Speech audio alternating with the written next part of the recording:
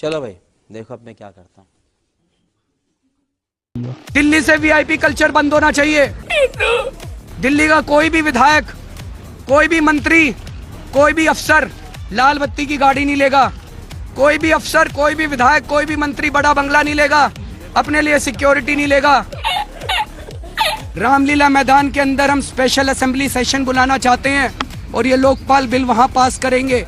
क्या इन दोनों पार्टियों को ये मंजूर है? दिल्ली में विधायक फंड और काउंसलर फंड खत्म किया जाएगा। कोई विधायक फंड नहीं होगा, कोई काउंसलर फंड नहीं होगा। ये फंड सीधे मोहल्ला सभाओं को दिए जाएंगे और जनता तय करेगी कि उनके इलाके में पैसा कहाँ खर्च होना चाहिए। दिल्ली में जितनी अनऑथोराइज्ड कॉलोनीज हैं, अगर सरकार बनती है तो 1 साल के अंदर इनको ऑथोराइज किया जाए। दिल्ली की जो झुग्गी बस्तियां हैं, उन झुग्गी बस्तियों को तब तक नहीं तोड़ा जाना चाहिए जब तक उनको पक्के मकान नहीं मिल जाते।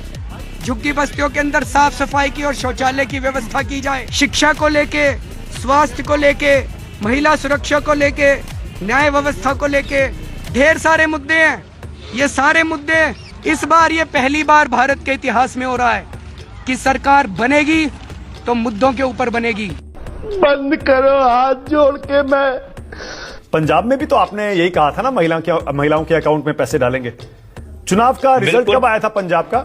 सरकार बने कितने साल हो गए पंजाब में आपकी? मैं ये कह रहा हूँ पक्का डालेंगे। अरविंद केजरीवाल जो कहते हैं उसे करके दिखाते हैं, इसमें कोई दो राय नहीं। यमुना जी को साफ कर देंगे। यमुना जी के बारे में बताए क्या बोलते, सुनिए। तो मैं अब थोड़ी बहुत पॉलिटिक्स तो समझने लगा हूँ।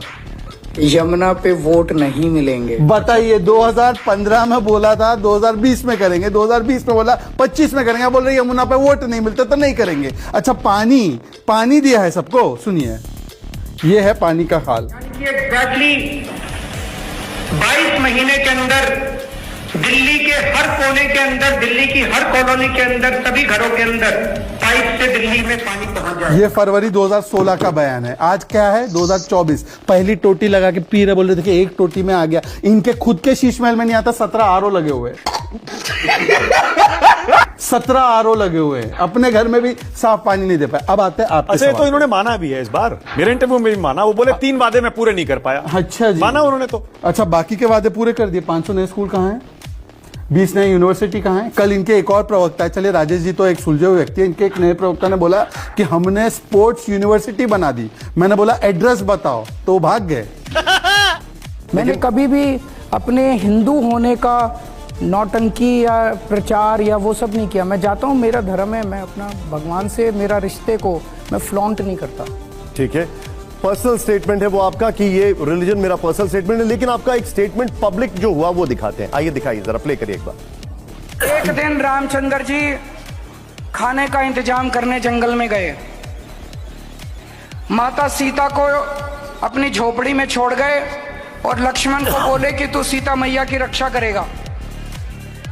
इतने में रावण आया सोने का हिरण बनके।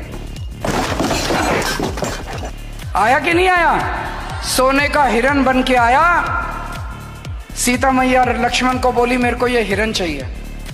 लक्ष्मण बोला ना मैया, भगवान राम कह के गए हैं कि मेरे को आपकी रक्षा करनी है। अब ये कैसे हनुमान भक्त हैं अरविंद केजरीवाल जिन्हें रामायण नहीं पता? नहीं, रामायण पता है। तकलीफ बीजेपी वालों को क्या है? बीजेपी वालों को तकलीफ ये है, बीजेपी वाले कह रहे हैं मैंने ये कहा कि रावण जो है वो सोने का हिरण बन के आया। बीजेपी वाले कह रहे हैं कि रावण नहीं आया था, मरीच राक्षस बन के आया था। केजरीवाल की हिम्मत कैसे हो गई रावण का अपमान करने की?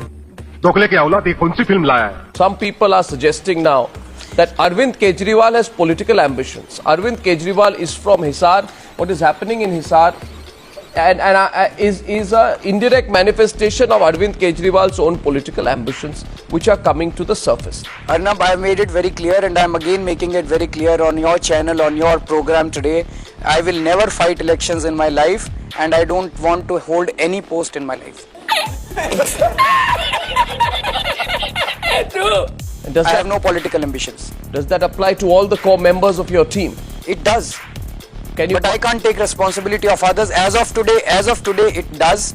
But I can't take responsibility of others. I can talk about myself. I have no political ambitions.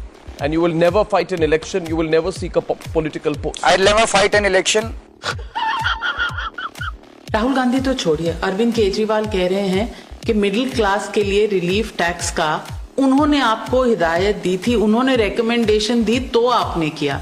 आप दिल्ली चुनाव से प्रभावित थी या अरविंद केजरीवाल की बात सुन के ये जो टैक्स रिबेट आपने दिया है आज देश की जनता को बता ही दीजिए, इतना डर क्यों दिल्ली चुनाव से? प्लीज, दिल्ली के चुनाव के लिए, पूरे देश के लिए मैं 1 लाख करोड़ का इनकम फोरगो करूं क्या? नहीं, माननीय प्रधानमंत्री जी का टैक्स पेयर को सम्मान करने के लिए ये प्रपोजल ले आए हैं हम। वो उसमें केजरीवाल जी तो 10 तक दे दीजिए ऐसे बोले ना, 10 लाख तक। हम उस नंबर से इम्प्रेस नहीं है, 12 तक ये दे। सो उनको वो भी कैलकुलेशन मन में समझ में नहीं आता, क्योंकि in spite of him having been IRS।